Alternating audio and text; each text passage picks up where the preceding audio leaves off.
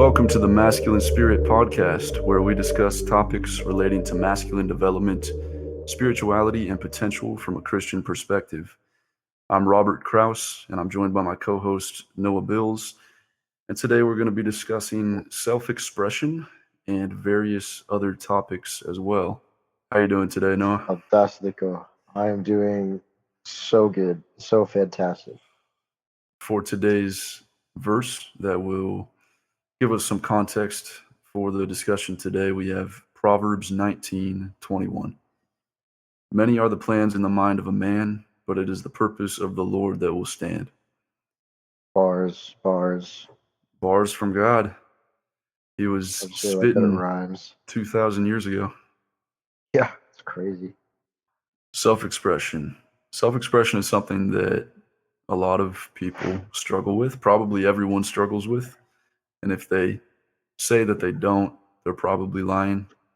Liars. I feel like men especially struggle with self-expression. That's kind of something we notice a lot, and it's kind of brought up a lot in today's culture, is the idea that men don't express themselves properly or in a healthy manner.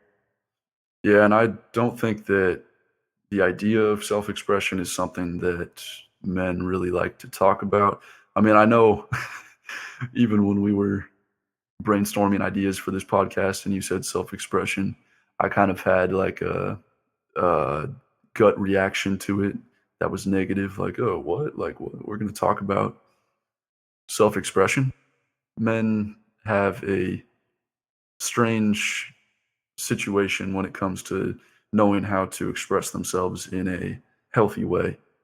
And there's also kind of a stigma around the assertion of a man's sense of self, I would say, because it can come off as controlling, uh, overly dominant sometimes if it's done in the wrong way. For sure. I think it mostly has to do with like a verbal expression typically, or just a lack of like really any like healthy creative expression that turns into like a negative way of handling it. And that's where it gets like angry and controlling and aggressive.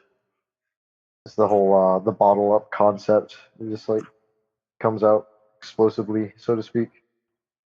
Yeah, and when you're operating from that perspective, you might feel like you're being strong or expressing courage, dominance, but it usually comes from a deeper place of fear, because if you really thought that you were in control and people respected you and had what it takes, then you wouldn't need to assert dominance so aggressively. I'm not saying there's Sure. anything wrong with asserting dominance in general. Like, as a man, you want to be able to walk into a room, have people respect you, have people listen to you, be able to speak and not be interrupted, not allow yourself to be interrupted in most cases. Just not Um, out of a place of fear. yeah, not out of a place of fear, not out of a place of trying to control other people, because that's always going to reflect poorly on you and it's going to hurt the people around you. Yeah, exactly. Robbie, what are ways that you feel like you express yourself? Let's chuck into the non-verbal category first. Definitely music. I play the drums for those of you who don't know that, and I'm very passionate about that. Love to do it. I love how I feel when I do it, and I'm able to somewhat translate my emotions into the music that I'm playing, and serves as a good outlet for me. And I do appreciate when other people enjoy it as well. Yeah, it's nice for your art to be pondered and appreciated. Yeah, what about you? What are some of the nonverbal ways that you like to express yourself? Got a few. I feel like music's obviously a big one. I like to sing. I like to play la guitarra. Those are both pretty fun. Obviously, just like anything where you make your own noise, or even just like mimicking other songs and stuff. Like if it has like the emotion that you're feeling is really, just feels really nice just to help like get it out there, not just have it like rage inside your head. I also like to write. I have like a journal, though it's more of like poems than it is just like normal journal entries, but it's another good way for me to just kind of get something out there. Sometimes I'll find myself out and about, and if I don't have, I obviously won't have my journal on me, but I'll just like write a little bit of something in my notes app on my phone. That's still kind of nice. Even in the gym, I feel like is a good form of expression. Typically, that's where like if I'm angry or like really upset about something, I feel like I can just kind of put that energy into like something that's like healthy and controlling and like exhaust myself while not like going crazy and just like gain something out of it, get all that negative energy out, you know? Get the negative energy out and get those muscles built. Amen, brother. Those muscles. Yeah, the gym and exercise in general is a great way to express yourself, and I think it's a very common thing for men. There's a lot of male athletes, a lot of guys in the gym, so that's a Yeah. that's a great place to start. Yeah, I mean really like any physical activity I feel like holds that as long as it's like a form of like physical energy exertion and like you're exercising control over something. Because I feel like if you don't have control, then it could be something different, and you could be feeding the negative energy because then you're just kind of like lashing out. So, I mean, to some degree, you're getting it out there, but I feel like the control aspect is really important. Are you talking about just in a physical exercise setting? Yeah, yeah.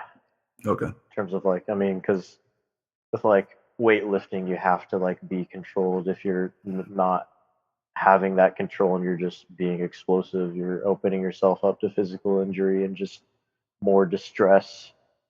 Yep, you're definitely going to regret that later if you continue to not have control when you're lifting, especially as you get into heavier weights.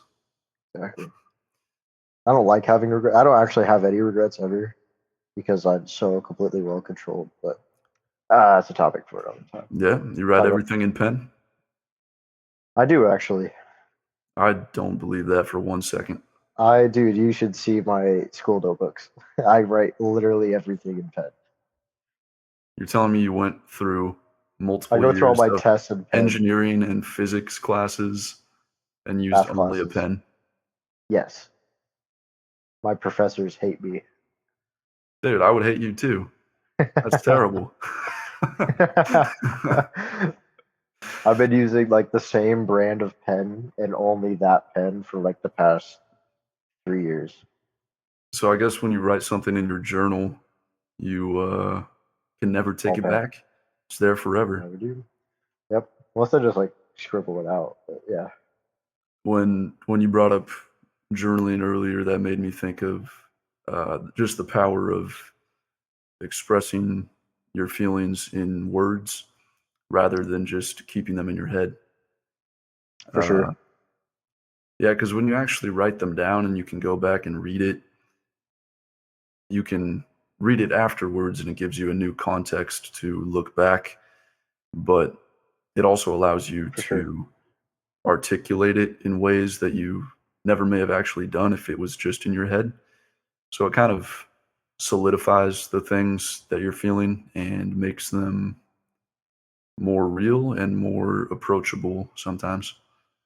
Yeah, I feel like visualizing it's a really good thing because I feel like in the past, if I've had like heavy discussions with people and it's something I haven't really well articulated, like I'll end up like saying things I don't really mean or things that like I'll kind of regret because I haven't taken the time to like put it out there beforehand and make sure it makes sense and it's well formatted and that it actually like reflects like how I feel rather than just like what I thought in the moment, you know? Yeah, it's very easy to, when you're having a deeper discussion or a more heated discussion with someone to say things just out of emotionality. Is that a Uh, word? Emotionality? I Yeah. am highly convinced that it's a word. Let I've me never let me Google it. take a look. Google. One moment.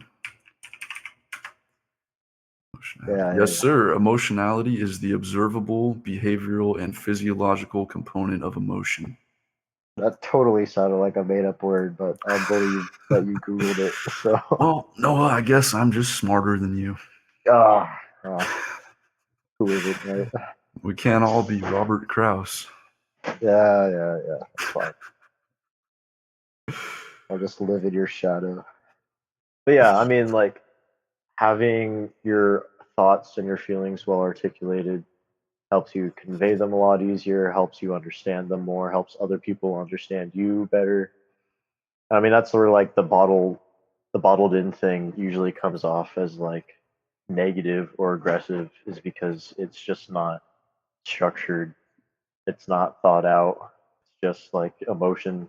That you see the emotionality of it, like you said. Oh, yeah. Nice vocab word. Mr. Thesaurus over here. Yeah, something I've noticed that I've seen when I've journaled. I'm not journaling currently, but I have done it in the past. It it affects the way that I think about my emotions.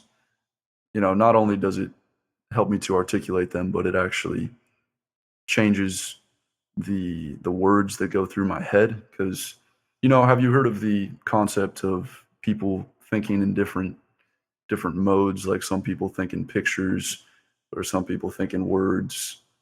Uh, some people think in more Hmm. abstract ways.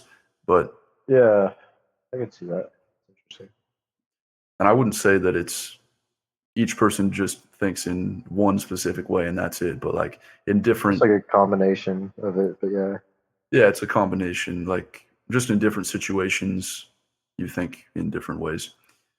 But when you express those deeper emotions in writing, I think that when they come up again, you're more likely to express them in a similar way, or at least in a more coherent way to yourself when you're thinking.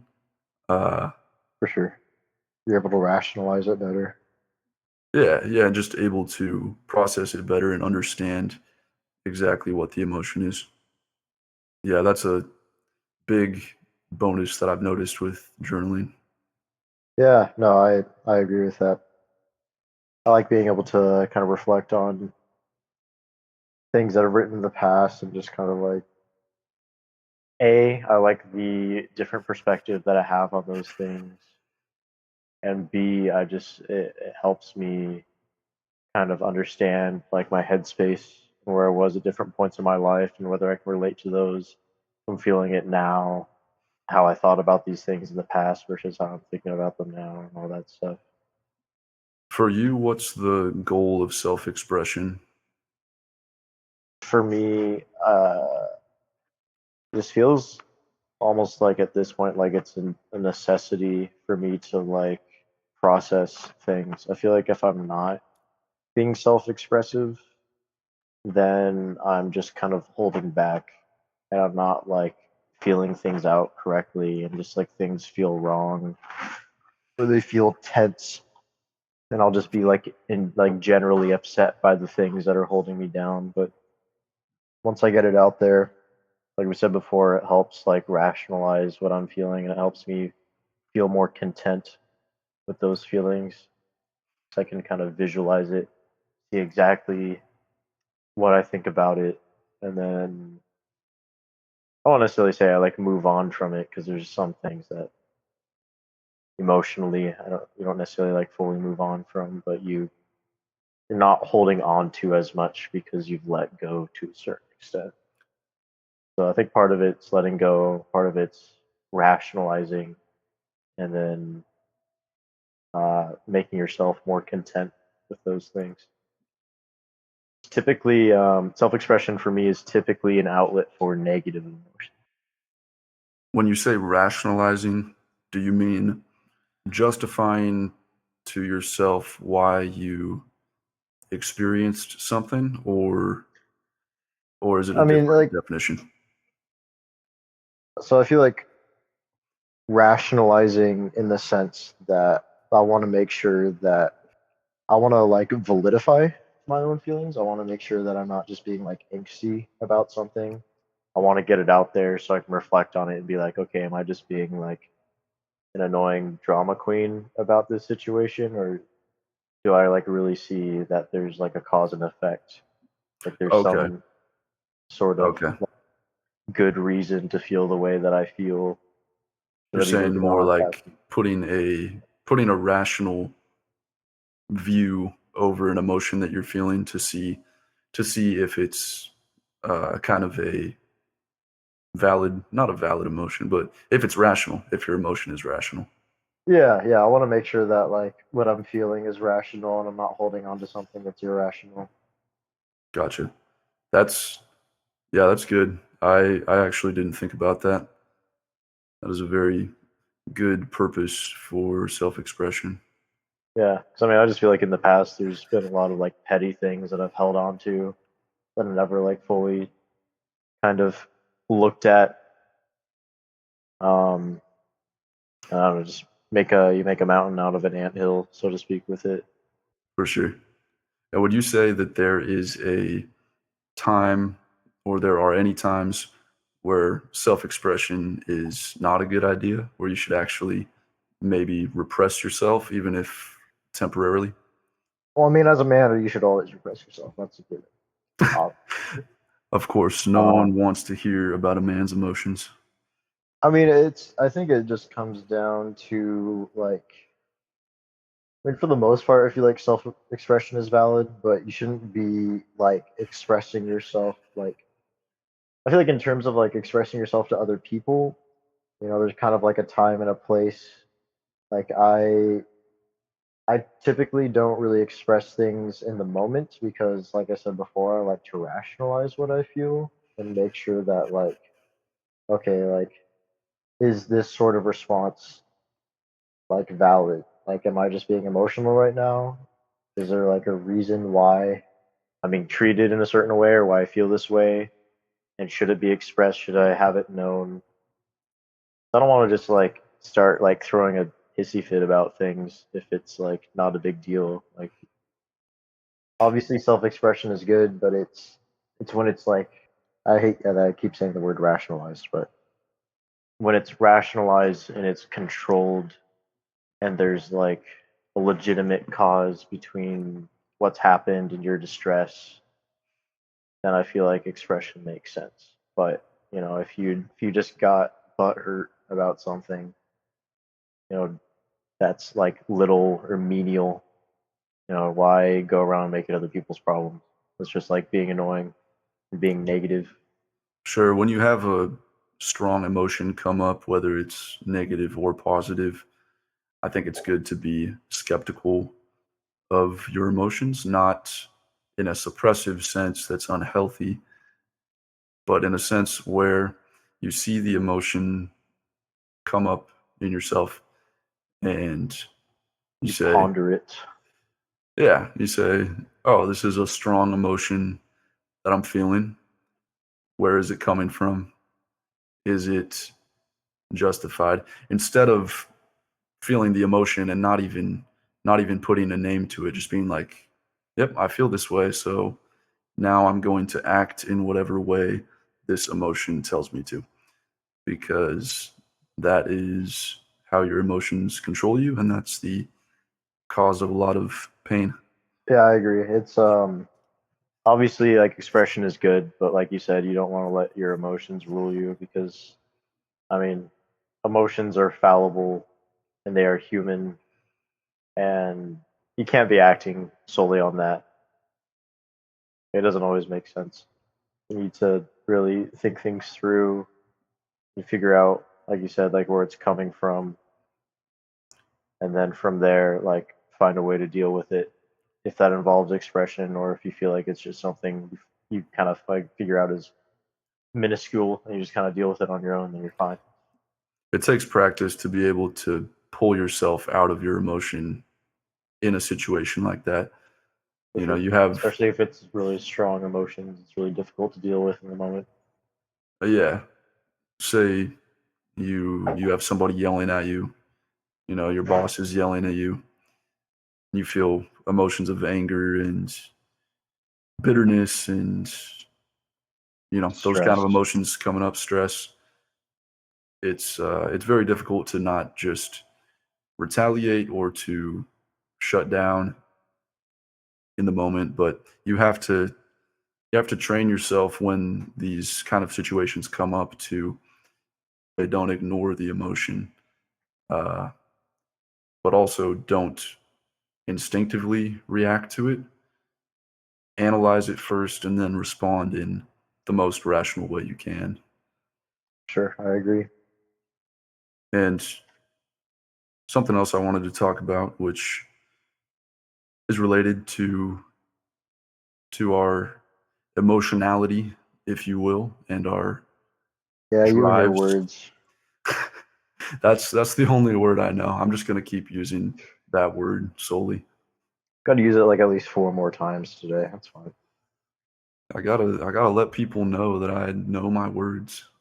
I want to talk a little bit about passion and motivation and the thing that we each have in our life that inspires us to work for more, to attain more, to love those around us. Basically, the force that pushes us forward in life and pushes us to become better people. His name is Jesus Christ. Amen. Amen. And we have this spiritual force of Jesus who pushes us forward in that way. But there are also, I think, there are external assignments and purposes that Jesus gives us, and if you're not a believer, that's fine. But I do believe that God has a purpose for you, and God is the motivating factor, the creator, after all. But For sure. but still, the truth remains that we each kind of have a purpose in this life, and it manifests itself in a certain way in the physical world. So earthly motivations is more of the discussion for today. On earth is our motivator. Well, I mean, like the overarching ones, at least for us two, God and our Christian beliefs. But past that, and what's given to us is our duties, passions, motivations on earth. Yeah, I think the way that I do look at it is that there's just different levels of analysis when you're looking at motivation. So obviously the biggest one that's behind everything for us is God, our relationship with Jesus. That's the biggest one. But when you look at things on a smaller level, that motivation manifests itself in different ways, in smaller ways in our lives. For sure. Yeah. What's your number one passion? My number one passion. Right now in my life, there's definitely three things besides besides my direct relationship with God. There are three things that are motivating me mostly. My Uh, wife, my guns, and my land. oh man, I wish I had a gun. I'm gonna purchase a gun soon, actually. Thank you for reminding me. You're welcome. Yeah, but you got the first one right. The first one is my wife. I'm a married man. I be spending time with my wife, He loves his wife. building that relationship, making sure that all the bases are covered. Um, no, but on a real note, my relationship with my wife is extremely important to me, and one of the reasons for that is because it reflects my relationship with God, and also because of the commitment that I made to her. Of course, commitments that I make are incredibly important, and that's the most important one in For my sure. life. I'd hope it's pretty important. There's a whole ceremony involved. Yeah, you were there. I was around. I spectated. Yeah, pretty close spectator, I would say. Yeah, it was pretty nice. But yeah, I think that my relationship with my wife motivates me to grow into a better person because she challenges me in different ways, and I challenge her as well. So through that relationship, since we are both imperfect people, sinners, if you will, If you will. we both learn to rely on God more as we progress in our marriage. And I think that even though love can be difficult sometimes, it's the most rewarding thing that you can pursue in life, and it's amazing to be able to have somebody that you are that close with, somebody that knows all of your weaknesses and your strengths and is able to celebrate and mourn with you through whatever life might throw at you. Yeah. You can stop flexing your wonderful relationship with your wife. You jealous? Maybe a little bit. But yeah, no, definitely that sort of relationship it's all about like continuous and mutual growth. Like you said, challenging each other is a really big thing, and that's a great motivator. Somebody who knows your entire background and is capable of loving you regardless and knowing what you're capable of and pushing you to your limitations in a healthy manner. Like it's a really big motivator. We both somewhat fill in the gaps for each other and pick each other up when we need to. So For sure. it's it's amazing. And of course, as a man, I have a huge responsibility to my wife to provide for her and protect her, even if at the moment she is making more money than me. Which I am a fan of. It is great, let me tell you. Lucky. But either way, That's my goal. I want a nice young woman who makes more money than me. Right now, I'm not really working a crazy job, so that's not very hard. But once I graduate college, that'd be impressive. you got to get a woman who has a weapons contract. Yeah, I might be the one that gets the weapons contract. So I'm kind You talked to me a couple months ago and you said that you never wanted to do that because of moral of. qualms. Well, if that's my only option out of college, I have to get experience somehow. We'll see. Oh yeah, that is what you would say. Yeah. I'm definitely No, not going back on my values for money at all. honestly, I don't think there's anything inherently wrong with it, but I do understand your moral qualms. So I respect whatever you choose to do. Thank you for respecting my moral um, battles. I would never dream of doing differently. Yeah. Anyways, now that you're done talking about your wonderful relationship with your wife, I guess we'll talk about my own passion and motivations. Yeah, what's the Um, number one passion for Noah Bills? I feel like I talked a little bit about this in another podcast, but just like people in general, like the people that I have close to my life are definitely like my biggest motivators. I'm a very socially motivated person. Like when I know that I have people who have my back, I can have theirs. Like I don't really care that much about doing things for myself a lot. I mean, to an extent, I do for sure, but I feel at my best when I know that my work is benefiting somebody I love and I care about.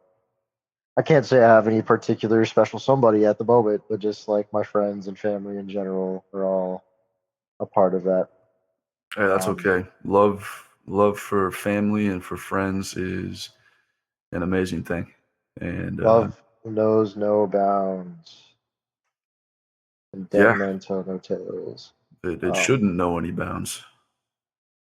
yeah, yeah. I feel like it's also like part of it is that like if you show that love and that motivation, that passion for other people, it tends to be reciprocated, and you find yourself benefiting a lot from that reciprocation as well. Like it is healthy for you. Depending on the person, some people won't really reciprocate that, and that's a whole thing on like boundaries and knowing your worth and realizing if other people are worth your time, blah blah blah. But for the most part, I felt like I have it's worked out well for me. Besides people, I'm a bit of a creativity enthusiast. The pursuit of the arts, very motivating. I'm very invested in my own creative outlets, and that feeds back to the self-expression thing. I feel like those things that I love to do as creative outlets help me express myself, and also just kind of like push me to like develop my skills as a writer or as a musician. Um, it's just a nice little tie-in that I also get to express myself emotionally as well. They go back to back, two sides of the same coin. I also feel the same way. And currently I'm using this podcast as a way to express myself, and clearly you're doing the same, which has been Well, we're amazing. expressing ourselves. I've been Unless lying this entire time. hey, you're doing a great job either way, and Oh, I people are going to appreciate listen to that. the podcast, so that's really all I care about. Oh, fair enough. Well, I appreciate that. I'm a really good liar. I didn't even know that. It's a new skill I picked up. Yeah, man, you've been telling me your entire life story, your in-depth opinions on different You already know my life psychological story. Come issues. on. Dude, at least I thought I You did. I honestly don't know what I know now. wow. You were there for my. You've been there for my life story. What are you talking about? You've been around. But yeah, no, I mean, in the end, the podcast is definitely still a good outlet as well. We are thankful to have this. And I think for me, it kind of serves a similar purpose as to what your journal is for you. For I sure. feel like I'm journaling in some sense, even though we're talking about Verbal journaling. issues. Yeah, even though we're talking about issues that relate to masculinity Journaling. and more external issues, I feel like it's also helping me to get better at expressing myself, and it's certainly something that I'm very motivated to do. And if I could go into some other motivators that are not nearly as important as my relationship with my wife and other relationships, I would say I would say that money is certainly a motivator for me. I Wow, do. you would be a capitalist. Oh, I'm a capitalist for sure. That's another story. But money, yeah, it does motivate me. I enjoy being able to save and invest and know that I'm prepared for the future as well as career advancement. I mentioned in the first episode that I work as a nurse currently, and I'm still working in the first job that I got as a nurse, which has been good for what it is. But I am looking Sure. to move on to something new. Still in nursing, of course, but I want to do a different type of nursing essentially, and Work your that's way up to that. yeah, yeah, that's a big motivator for me as well. I feel like money's a motivator for me, but more in the sense that like I would just want to make sure that me and my loved ones are taken care of. Like I want to be able to give back to my parents someday, be able to give nice gifts and to have, a good home and health security for me and my family. Yeah, money. People say money can't buy happiness, but it can buy a lot. Buy everything else. Yeah, exactly. It can't buy happiness, but it can buy everything else. So I think that I think it's foolish for people to think that it is evil to try to amass more money or to gain wealth. Uh, but it is also very foolish to chase wealth and to prioritize it over other things in your life. So there's a fine line to walk. I agree. It's not about having the money, it's about what the money can provide for you. Yeah, and it's about your mindset of how you'll use your money because you can use it in ways that are very unhealthy, or you can use it in ways that benefit not only you but the people around you. Remember, if you donate your money, you can get tax write-offs. Yeah, that's dude, that's a hack right there. Now I Yeah. can feel You can be good. finance bros. Yeah, and I can feel good about myself even if I'm only doing it for the tax benefits. Wow, Exactly, dude. I like the way you're thinking. I also like the way I think. But you can only deduct, you can only get the tax benefit if you give more than the standard deduction per year, which is like 27,000 something. So you better be making quite a bit of money. Yeah, it's a lot of money. I'll do my best. I'll see what's up. All right. Well, you're definitely taking the standard deduction this year, but that's okay. Yeah, probably. Yeah, I So don't even know if I'll make 27,000 this year, so no, probably so not. I'm definitely doing the same. Money is definitely a strong force in the world. It's something that influences people a lot. You can see how the pure motivation for money plays out in such terrible ways. People will start wars just to stimulate an economy or to gain resources that will make them a profit. So it's very easy to see every day the ways that money negatively influences the world. I agree. It's really sad. That's why you have to be really careful with it and make sure your motivations stay true and healthy and wholeheartedly good. And it's very tough because money is tempting, and once you start to get a little bit, you get a little taste of that good life. It's you have to actively work to make yourself not pursue more. Uh, at least not to pursue more at the Selfishly, expense of other things or selfishly. Yeah. yeah. You get a taste of money, and then all of a sudden you got a taste for cocaine, and then it's crazy from there. You definitely need some money if you're gonna be buying cocaine. So Kind of pricey these days. I've been like upset by how expensive it's getting. It's really digging into my bank account, but it's man's got to do what a ridiculous. man's got to do. Joe Biden is driving up the price of cocaine, and I won't stand for it. That's what I'm saying. That guy, man. Yeah, I mean, there's a lot of forces in the world that exert influence over people, whether they know it or not. But I think that the most important thing for us to focus on is the internal forces inside of us that we can control. Yeah, the gravitational forces that pull us down. I knew that I never should have started a podcast with a physics major. Actually, you're engineering. Why did I say physics? Same thing, though. I do a lot of physics. It's fine. You just don't want to hear me talk about electrostatic forces. Like it's crazy. You're right. I don't think I do. Yeah, trust me, you don't.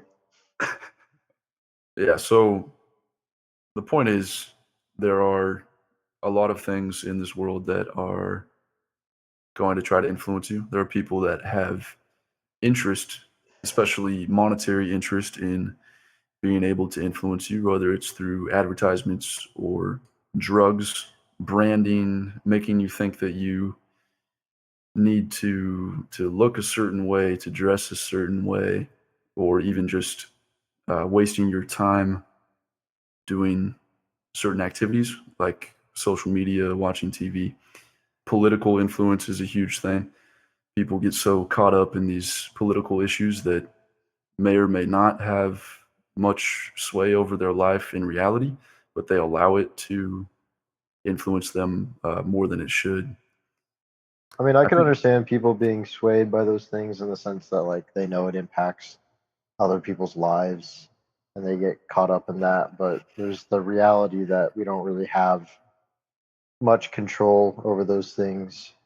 Like you're saying, it just like weighs so much on you for very little reason in the sense that like if you don't have control over it, why are you putting so much energy into it? sure it's good to be knowledgeable about things that are going on in the world For sure. because you don't want to be ignorant and have blind spots, but you need to you need to balance how much energy you're putting into that stuff because you will find far more satisfaction and progress in your life if you're able to direct most of your energy to changing the internal forces inside of yourself.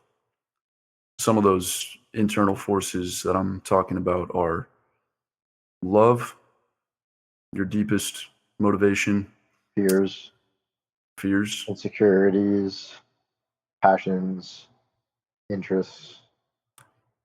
On your all the stuff going on in your own brain, pretty much. temptations. It's another big one. Oh, for sure. Beliefs.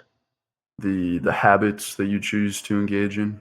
These are things that you have direct control of uh, yourself as an individual, and it's it is much more productive to focus on things that you have control over rather than things that are out of your control. For sure. Otherwise, it's just kind of like wasted energy. And I mean, if you want to have more control, like if you do feel like there are things that are out of your control, the only way you're going to be able to get to that point is if you focus on the things that you do have influence over first. If you want greater power, so to speak, then you have to work within the sphere that you're given or that you already have. If you really wish to expand it and have the ability to create more and bigger change, try to jump straight into global politics is quite a huge leap for the average person. I feel you got to start a little bit more local. I think so. That's another good point. Some of these external issues that people focus on are so abstracted from everyday life that there's no chance of them or there's an extremely minuscule chance of them being able to make an impact in those issues. So people who are focused on things like political political issues, world issues, and that's their main focus, they might start to feel pretty hopeless because they're not going to see any fast progress by any sense of the word towards the goals that they're looking for. But if they just decided to, start going to the gym, maybe pursue an advancement in their career or some new kind of education or something, they'd be able to see pretty tangible progress towards those goals. And that's a much more accurate measurement of someone's success. I agree. And then it helps you kind of gain more influence within whatever sphere you're working towards. And then you can kind of be more of the person and have more of that influence that you strive for. Yeah, and what do you think the I don't goal think. of all right, what do you know as Okay. far as your personal knowledge that you've gained over the years? What do you know is the purpose of gaining influence? I feel like there's more than one reason to want to gain influence. Well, if it's rooted in a bad not good place. I feel like it's about control and power. You have people that seek influence because they simply like telling other people what to do and having it be done, or they always think they're right. In a sense, that's like a very it's rooted in something very egotistical. But they're also, wanting to have influence because you believe you have something good to offer other people, and you want to be able to have that impact on them through it, or you want to have influence because there are changes you want to see in the world, and you feel like you have the vision and the leadership ability to pull it through, assuming you have that influence to get other people to get behind you. I feel like there's like main factors of influence, at least from my perspective, or wanting influence. I Maybe you just agree. want to be There are, liked. yeah, that would definitely fit into the negative category of motivations for influence I agree. If it's solely for that purpose, that's not a good one. because that comes down to something else that you can't control. Comes to the ego. Yeah, you're never going to be able to make everybody like you, no matter how much you want that to happen. You can Uh, try. if everybody likes you, then you're probably a hypocrite. That's what I would say. What makes you say that? Elaborate. Well, there are so many different types of people in this world with so many different opinions and strong opinions that if you try to appease them all, Oh, you're contradicting you're yourself. Yeah. you're either going to contradict yourself or you're going to just not take a strong stance on anything and just be like a limp person with no strong opinions. Which And then the people that hate limp people with no strong opinions won't like and that would be me. So don't be you. that Yeah. person. Yeah. Yeah. I've just one question, one teeny weeny question.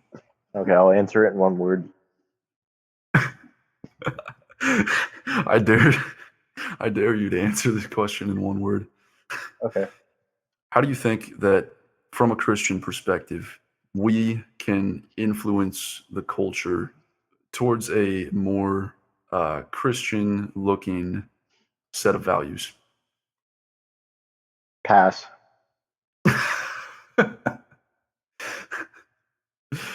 Are I you know, well, so? Are you asking how we can just spread Christian values as a Christian?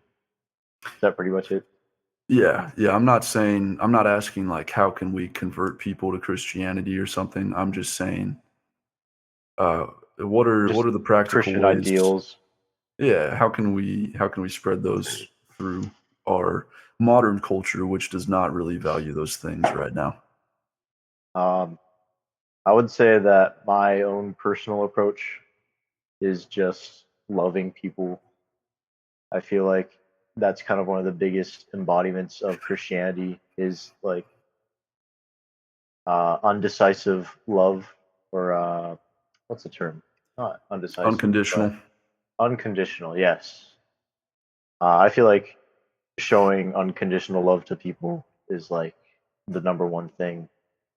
Because I feel like if I myself am open to people and I allow them to be open to me, and I'm non-judgmental and I care about them, just being there for them already embodies like so much of Christian values that they see that, they're open to that. They Oh, another big thing is like making your identity as a Christian really well known, because if they see that you're this really kind, outward loving person, and that you self-identify as a Christian, they see all those good traits associated with it. I feel like it also helps them have a better perspective of Christianity, especially since I feel like there are a lot of Christians out there that don't really give us a good name, because they can be very judgmental and negative. Yes. Burn in hell type shenanigans. which, as Yes. much as hell is very real, we want to avoid that. That's not the focus shouldn't be about staying out of hell. It should be about being godly or as close to godly as we can on earth and to receive that everlasting life.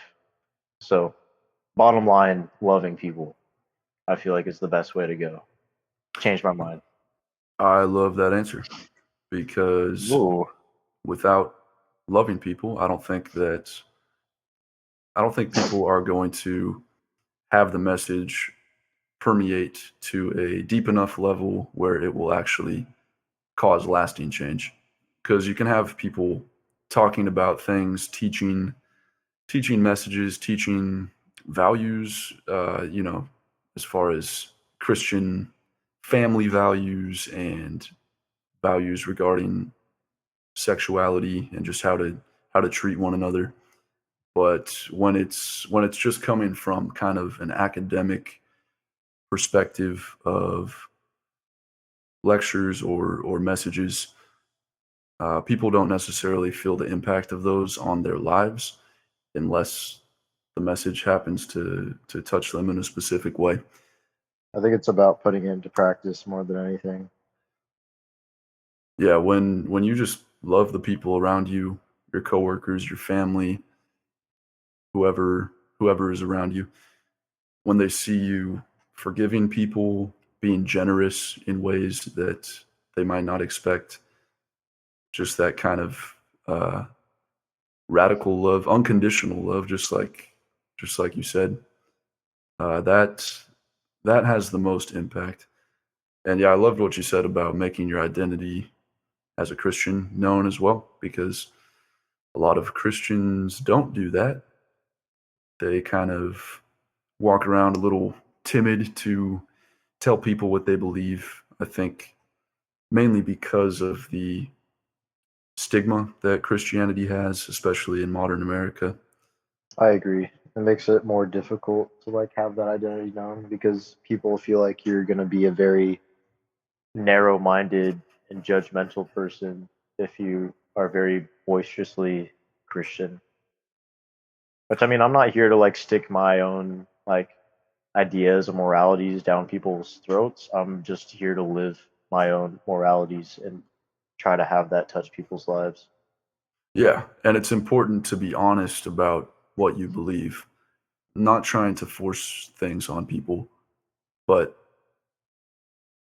if the Bible says something and you say you're a Christian, you believe the Bible, then you need to have an explanation for what it says. If somebody asks you about something, you should be ready to explain, and you should definitely not back down and maybe falter on your beliefs or just be weak under that circumstance. I think that we're called to be strong in what we believe and to express it in a loving way. For sure. And I mean, you're not always going to have like the answers for everything, but I think it's more just about having that confidence in your beliefs.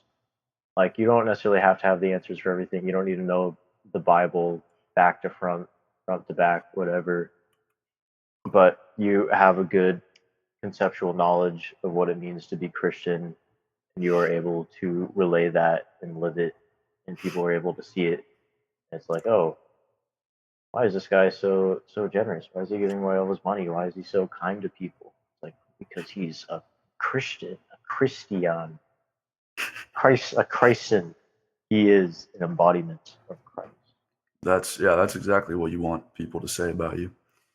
If people pose you with a question that you don't know the answer to related to your faith, um, then you need to be willing to just say, I don't know, like, sorry, I don't know the answer right now. But Let me get uh, back to you.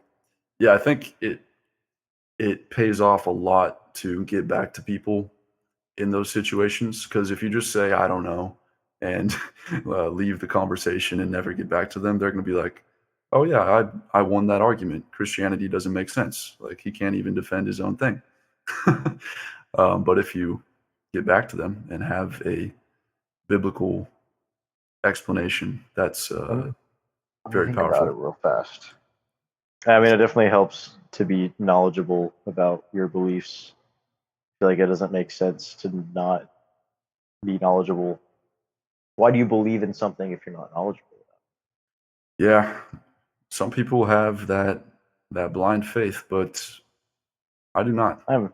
It's better than no faith. Sure, it's better than no faith. Thank you all for joining us.